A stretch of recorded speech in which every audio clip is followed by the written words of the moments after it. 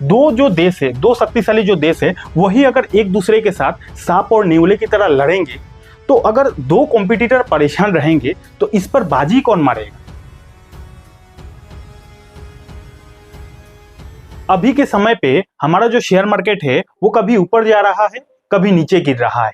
अब इतना कंफ्यूजन वाला मार्केट में हर किसी के दिमाग में एक ही सवाल घूम रहा है, वो ये है कि क्या ये सही वक्त आ चुका है शेयर बाजार में पैसा लगाने का, या फिर थोड़ा सा रुक जाए, थोड़ा सा समय दे, थोड़ा सा मार्केट क्रैश होने का और इंतजार किया जाए। अगर आपके भी दिमाग में ये सवाल घूम रहा है कि क्या मार्केट में अभी पैसा लगाने का सही वक्त आ चुका है या फिर थोड़ा रुक जाए, तो आज की वीडियो में आपका ये जो डाउट है पूरा डाउट क्लियर हो जाएगा। क्योंकि हम आज की इस वीडियो में सबसे पहले डिस्कस करेंगे मार्केट के अपडेट के बारे में कि अभी के टाइम पे मार्केट में क्या चल रहा है।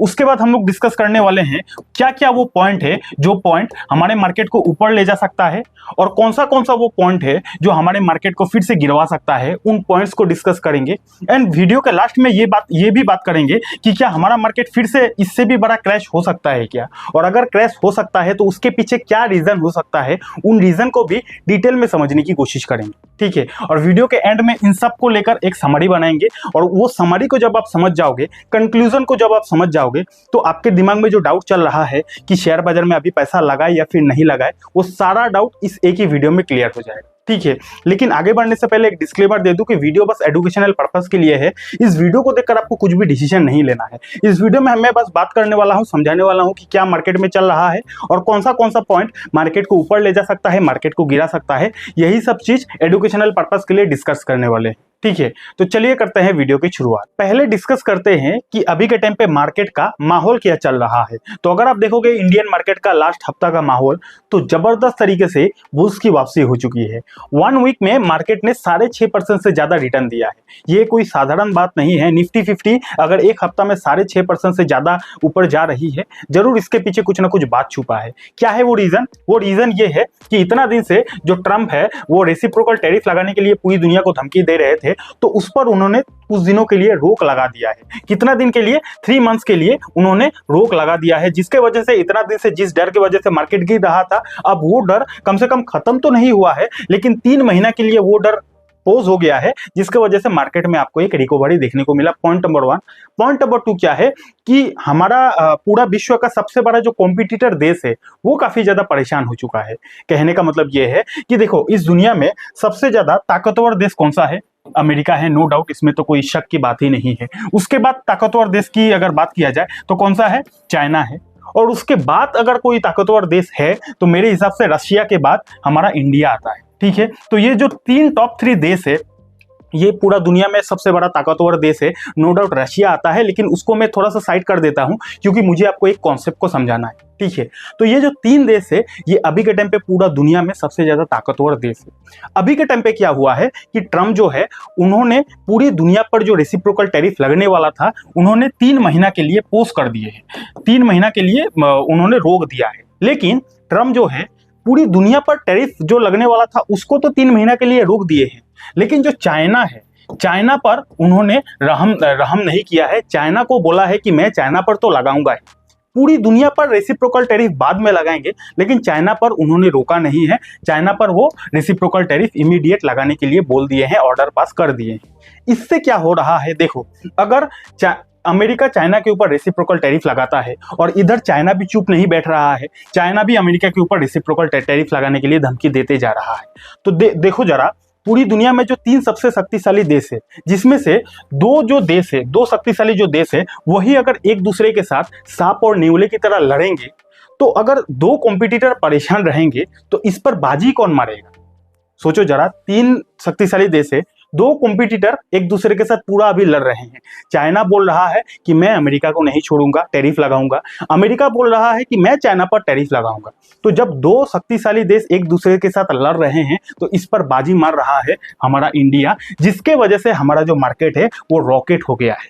समझ रहे हो कि नहीं? अब देखो इसका इम्पैक्ट बिजनेसेस में कैसे पड़ेगा उसको आसान भाषा में समझते हैं। अगर अमेरिका बोल रहा है कि मैं चाइना के ऊपर टैरिफ लगाऊंगा, तो ऐसे क्या होगा, चाइना कोई भी माल अमेरिका में बेचने जाएगा तो उस प्रोडक्ट का जो दाम है अमेरिका में बढ़ जाएगा, तो चाइना का उस माल का जो डिमांड है अमेरिका में कम हो जाएगा। तो ये जो बिजनेस गैप है, इस बिजनेस गैप को फिल कौन कर सकता है? इस बिजनेस गैप को फिल कर सकता है हमारा इंडिया।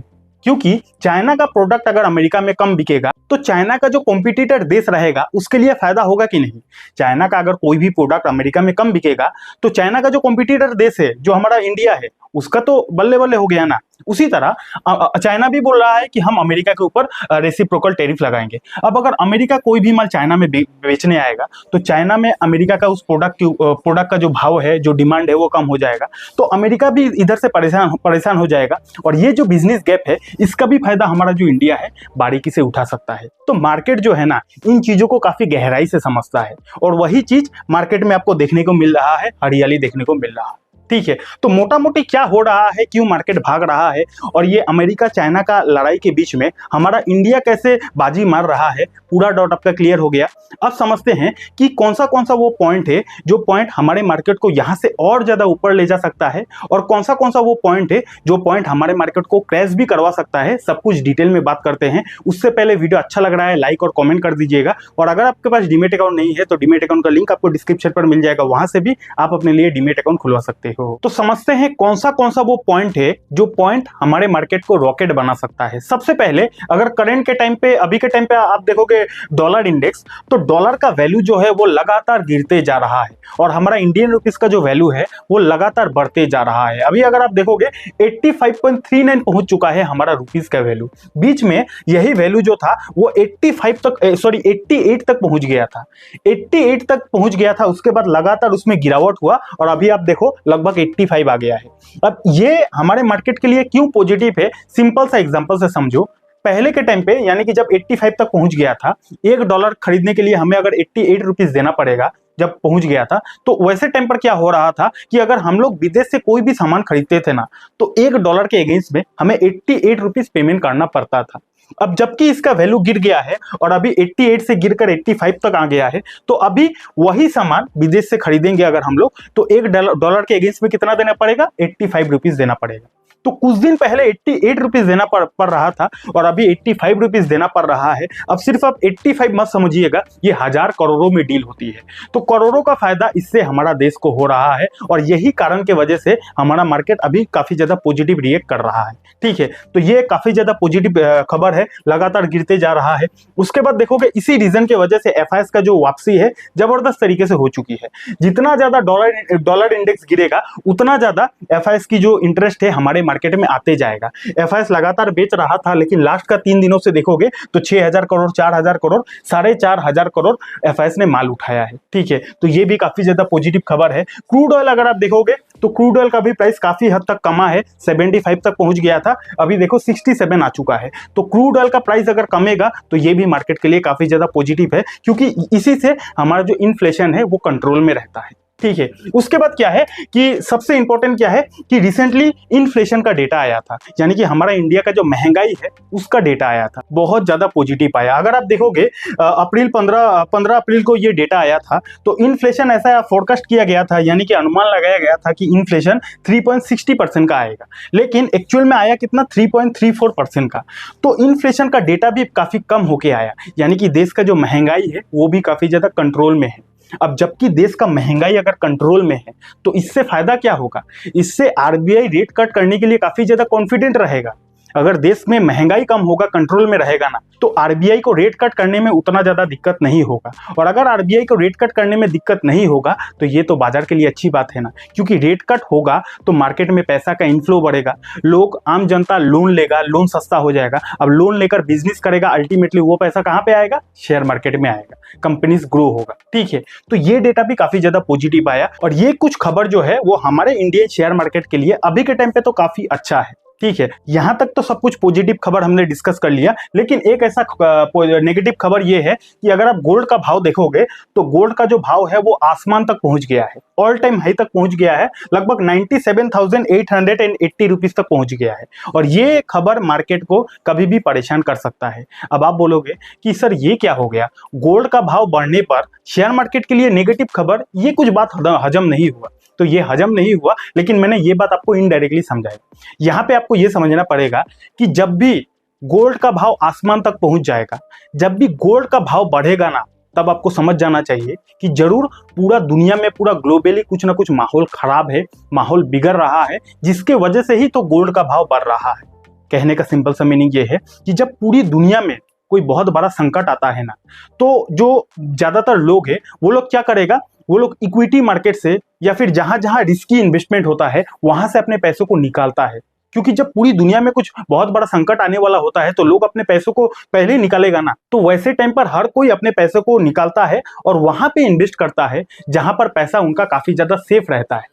तो जब भी गोल्ड का भाव बढ़ता हुआ दिखे ना, तो आप समझ जाइएगा कि अभी हर कोई अलग अलग जगह से पैसा निकालकर गोल्ड में इन्वेस्ट कर रहा है। और हर कोई अगर गोल्ड में इन्वेस्ट कर रहा है, जिसके वजह से ही तो गोल्ड का डिमांड बढ़ रहा है, और किसी भी चीज का डिमांड जब बढ़ता है तो उसका भाव बढ़ता है। ठीक है, तो ग्लोबली अभी भी माहौल उतना अच्छा नहीं हुआ है। ये तो हमने इंडिया का बात किया कि हमारा इंडिया का इंटरनली सब कुछ ठीक हो गया है, इन्फ्लेशन कंट्रोल में है, आरबीआई ने रेट कट कर दिया है, एफआईएस की वापसी हो चुकी है, हमारा रुपीस का वैल्यू बढ़ रहा है। तो हमारा इंडिया का जो इंटरनल प्रॉब्लम है वो मोटा मोटी सॉल्व हो चुका है अभी के टाइम पे, करंट सिचुएशन में। लेकिन ग्लोबली अभी भी माहौल उतना ज्यादा अच्छा नहीं हुआ है। क्यों अच्छा नहीं हुआ है, इसका आंसर ये है कि ट्रंप ने क्या किया है। ट्रंप ने कहा है कि मैं रेसिप्रोकल टैरिफ 3 महीना के लिए नहीं लगाऊंगा, लेकिन उन्होंने ऐसा तो नहीं कहा है कि मैं रेसिप्रोकल टैरिफ नहीं लगाऊंगा।